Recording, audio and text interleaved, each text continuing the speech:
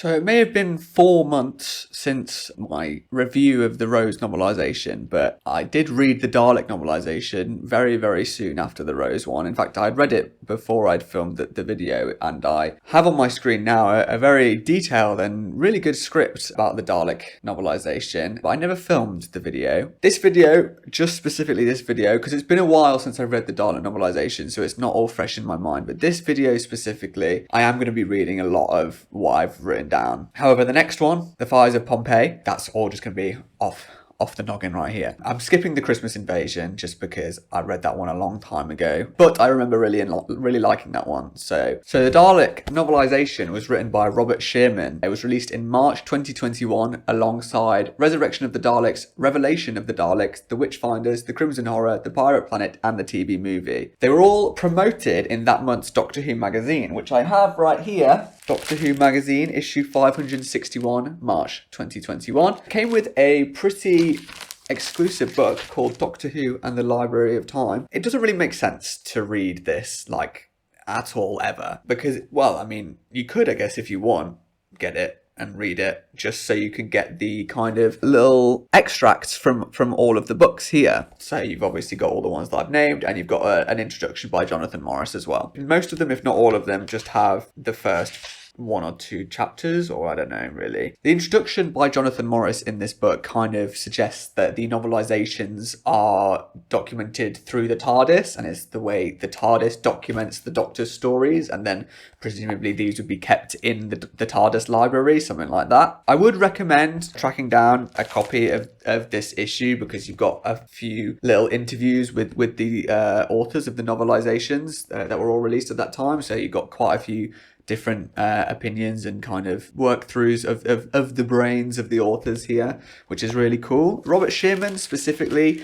talks about going through different drafts and stuff like that, and how the original inspiration of Dalek, the Big Finish story Jubilee, came about. For the novelisation specifically, he talks about how instead of cutting major plot points, he wanted to more so add to it. So basically everything that happened in the original TV story is still here. They've just added a few really interesting parts, and I will definitely get to those, because that is the main interest to me, is the additions here. I also recently found out, well, okay, recent when I wrote the script, but I've known about this for a while now, that Robert Shearman is coming out later this year with 2 more novelizations, not of TV stories, but of novelizations of Jubilee, the inspiration for Dalek, and The Chimes of Midnight, both Big Finish audio stories, massive audio stories that came out early in Big Finish's kind of foray, is that word? Big Finish's kind of venture into Doctor Who audio stories. So they're coming out later this year. In fact, I mean, they're probably coming out really soon. Let me just double check. So I'm just having a look here, and there's like, they've got a cover for Jubilee, at least. I see a cover for Jubilee, which is really, oh, and The Chimes of Midnight. Really interesting covers here. They look really cool. 9th of October. Oh, I thought it was like in a couple months. Either way, it's really interesting that they're novelizing these things. These like Big Finish audio stories. There have been novelizations, or kind of novelizations of Big Finish short stories, I believe. But novelizing an entire main range story is really interesting. And Robert Shearman is definitely going to be able to make something really interesting. If this Dalek book has anything to stand by, it's going to be pretty cool. Looks like they're £22 each. That's quite pricey, I have to say. So far, Dalek has been my favourite novelisation, and I'll get into exactly why once I've gone over some of the stuff about it, but it's probably been my favourite novelisation so far. So Robert Shearman's definitely someone I'm going to be looking out for. Also, here's a spoiler warning for the novelisation and Dalek, I suppose, but realistically you're not going to be here if you haven't at least watched the episode, so more or less just spoiler warning for the novelisation, which really adds some unique stuff. So I would really recommend reading the book before you watch this video. So it opens with a pretty vague prologue of a boy on a hill with a kite. The boy seems quite unaware of what is going on and what he's doing, which suggests, the boy's maybe got some kind of amnesia. I'm not really sure. But my initial thought was that this was like a distant memory of a young Henry Van Statten, because obviously he's such he kind of owes himself to more of a backstory, which you do get a little bit in here, but you'll find out later on this is not Henry Van Statten. I also thought this might be Davros wandering around the battlefield of Skaro like he is in The Magician's Apprentice. Fortunately, later on in the novelisation, you do get to find out exactly who this child is. But it's a really interesting start to a book because, especially if you've seen the episode, you're like, well, where is this coming from? I've got no idea where this is coming from, but it is really, really interesting. The whole book follows this kind of narrative of an original chapter that kind of looks at someone's life. There's like 5 or 6 chapters on backstories that all have their own titles, or at least one of them doesn't, but they all have their own like titles of these characters. Then it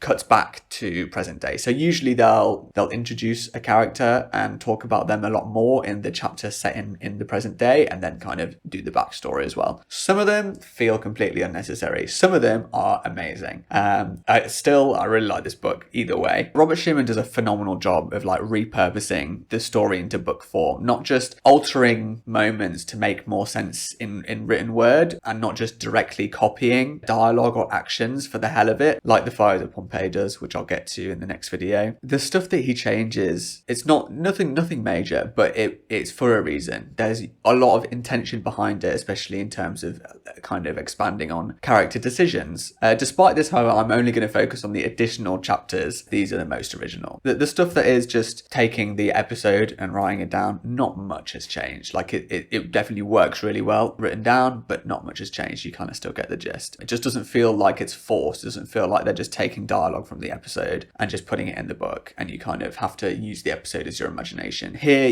the characters are different. The characters feel like different characters to how they are in the show, especially like some of the side characters that you get, because they're expanded on a lot more. The first original chapter is The Torturer's Tale. This chapter is about Simmons, the Metaltron's keeper, so the Dalek's keeper. It's revealed his name was Aaron Denton, and he did some interesting things in his childhood. He had these headaches that he could only kind of bottle up, basically, through violence, and not just violence in terms like aggression, violence in terms of just killing other people, other living things, including his ex-schoolmate, which kind of got Van Statten to notice him and lead him into this torture area, so he could use him obviously for the Dalek and stuff, which he's probably the only character who seems to fit quite comfortably into his new position at Van Statten's base. He loves torture, and he's just gonna seeing as the Dalek is not very susceptible to it.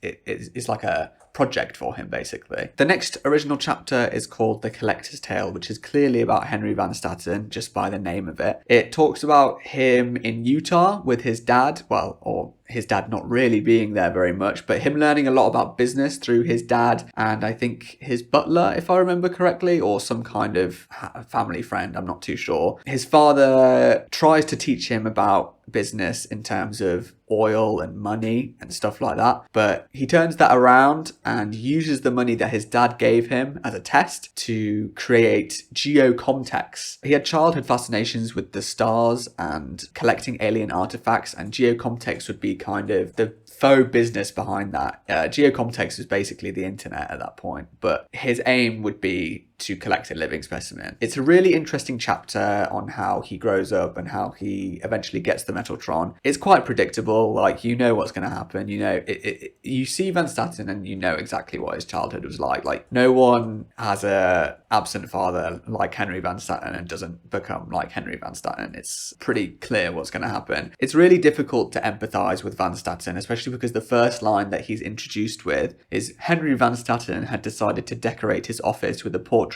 of Henry Van Statten.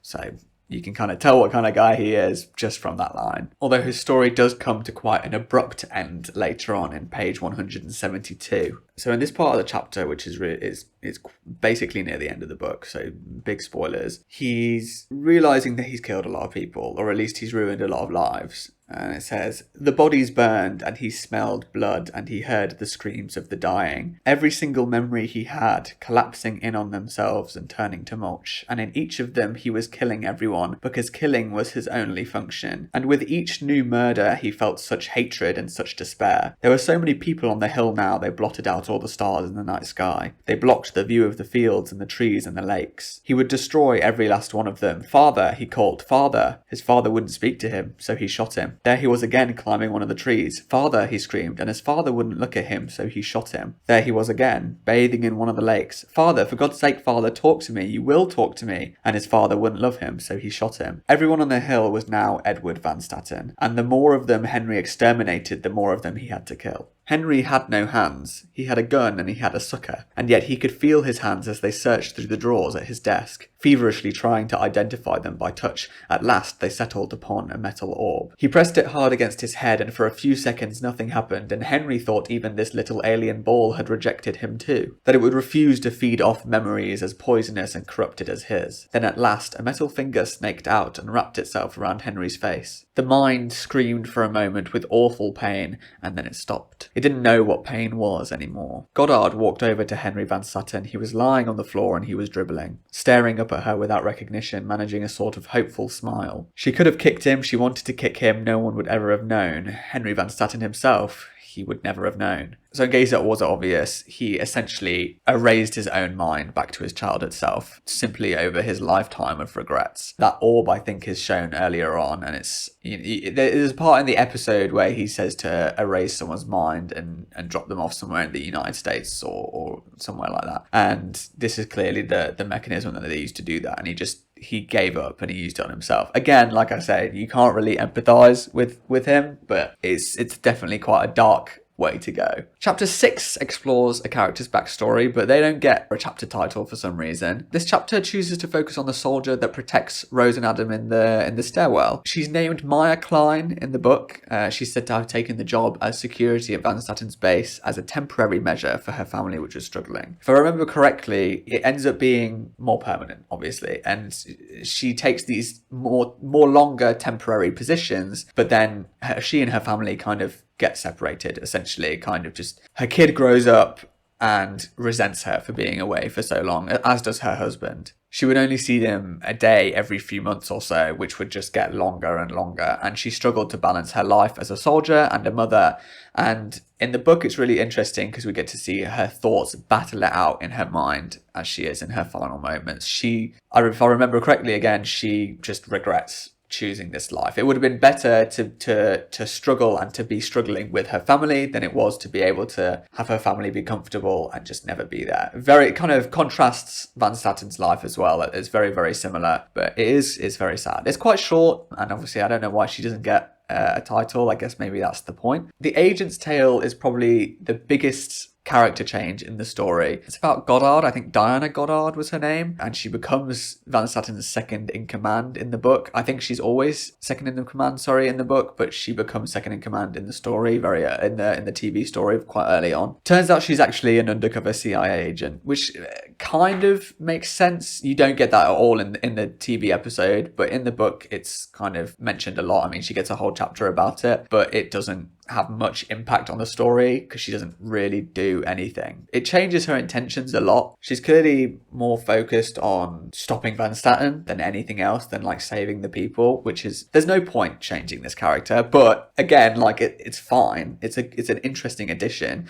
You get a whole chapter about how she was hired by Van Statten, but also how someone else at the compound, Bywater, is actually the brains of the operation, and they have some secret relationship. Again, not really necessary, and can't really remember if Van Statten finds out about it. I mean, he erases his memory anyway. It makes the fact that she becomes the head of the base a bit more good as an ending, because we know that she's got a bit more humanity in her than the one in the Goddard in the TV episode. But it is, again, really interesting. This one was obviously going to come around. The Genius's Tale, which is obviously about Adam, talks us through his childhood and a year-long experiment where he just didn't speak to his family whatsoever. Seeing as he's not exactly a fan favourite amongst Doctor Who fans, it's a shame he didn't do this in the actual series. Again, it talks about how Adam is hired by Van Statten, seeing him as like a genius, basically a young genius, very similar to him in a lot of regards. It skips from his childhood to him working with Van Statten alongside a roommate called Sven, who did like essentially the exact same job as him. Goddard spoke to him not long after his arrival and said that you really need to show a different side to the alien tech that you're presenting to Van Statten, because otherwise you're not going to be there for very long. So he took that kind of incentive and ran with it, but it left Sven in a not so pretty position, let's say. Having followed this advice, Sven was later had his memory wiped, like how Van Statten wiped his own memory. It was scary for Adam to see this, but it led to him being a lot more secretive in terms of taking weapons and smuggling a few things into his room and stuff like that, because he was scared that it was so easy for Van Statten to get rid of Sven like that, so he felt like he needed to protect himself. Adam is never someone I cared about. I think most people would agree with that, and it makes even less sense in this novelisation why he would join the Doctor and Rose, because there really isn't a lot of involvement with them and there's a lot less of a focus on Adam as well. But again, like, interesting backstory and stuff like that. You're just adding depth to these characters to a story that already is phenomenal. So I can't complain. Like, it just means that when I rewatch Dalek, I have this kind of newfound interest. I'll be watching it with a different lens, seeing Goddard maybe as a CIA agent and stuff like that. The Soldier's Tale answers my questions in the prologue. The final of these original chapters, it's the darkest. It takes a lot of inspiration from Robert Shearman's Jubilee story for Big Finish, and it's about the Dalek. It says that the Dalek is the boy on the hill, which I probably made quite obvious earlier on in the video, but it talks about the upbringing of Dalek infants, which is really, really interesting. So supposedly Daleks are given false memories to fake a childhood and integrate new Daleks straight into the Dalek army. I'm not sure why they realised that they needed to fake a childhood for Daleks, because Daleks aren't really devoid of emotion, really. They're just angry. They need a reason for that. It didn't matter which unreality the children were presented with. The individual experiences were never the point. So long as for just the shortest while in their mean existence they could taste joy, freedom, and peace. So long as they could feel the sunlight. All extracted from the dying dreams of their enemies, final fantasies of happiness just before their lives had been snuffed out. Remember that joy, the children were told. Remember and resent it. Remember what other life forms take for granted, that which will be denied you forever. Remember what they have and you do not, these creatures that are no better than you are, no more worthy of happiness than you. For you shall never feel peace, or the cooling breeze, or the sunlight on your skin. For you shall never feel desire, unless it is the communal desire to better our superior race. For you shall never again be on your own. The child thought back to the little boy on the hill, the little boy that had been so happy and had then been so afraid, the little boy that had been him, and he hated him, and he wanted to kill him. He wanted to exterminate him over and over without end and without mercy. The rest of the chapter goes on to detail how Dalek infants are integrated into their metal shells in quite a gruesome way, very much inspired by Jubilee. It depicts this specific Dalek's involvement in the fall of Arcadia in the Time War and a brief encounter with the War Doctor. Its entire squad is perished, and the last thing it sees is basically the War Doctor, so it's quite scary for the Dalek, definitely. Without a doubt, my favourite part of the book. I'd never really given a lot of thought to the life cycle of a Dalek, and the scary detailing of its experiences representing the Dalek as an impressionable child following the orders of its parents is quite scarring. All of these additions make the episode a more interesting watch. Characters I never thought about become more three-dimensional, and it drives home the sheer amount of death, destruction, and disregard to human life that the Dalek here has, even if a couple of these backstories have made very little difference and it can sometimes take focus away from the Dalek's present day story. There is one final passage that I would like to read here, and this one is about the process of extermination. For a Dalek, death itself is never a deterrent. Death is an essential part of existence. In most cases, a death that is both well-timed and well executed can be of great value to the welfare of the Dalek race, a duty to be embraced, not something to be avoided, at worst, to be postponed. So when the Daleks decided to unleash death upon creation, there was no strategic point in making that death painless. Daleks sought to deter all other life forms from being all other life forms. Merely granting them the inevitability of extinction would teach them nothing. If there was a mercy to killing, what would be the point to killing at all? Dalek scientists devised guns that did not merely kill, they would exterminate. To kill suggests something respectful, one rids the body of life, but at the end of the process, it may still be recognizable. To exterminate is something altogether different. To destroy from within so completely that no trace will be left, nothing that can be identifiable. When a man is killed by a Dalek, the corpse still looks human. The physical shell is kept intact because that makes it easier for when the bodies are cleared away en masse, but under the surface skin, everything else has been scrambled. The heart, the lungs, the kidneys, the bones and all the blood cells, everything, all of it. Targeted by the Dalek laser bolt and burned away and reduced to a thick mulch. When a victim is caught in the blast of a Dalek gun, it is said that for a few seconds, fellow soldiers can see their comrade's skeleton exposed as if in the glare of a blazing X-ray, before it collapses in on itself and is turned to paste. The Daleks do not think of this as a kindness. It is not within their scope of reason to think that anything is kind, but somewhere in their brains, very deep down, they think that there is at least a straightforward honesty to the way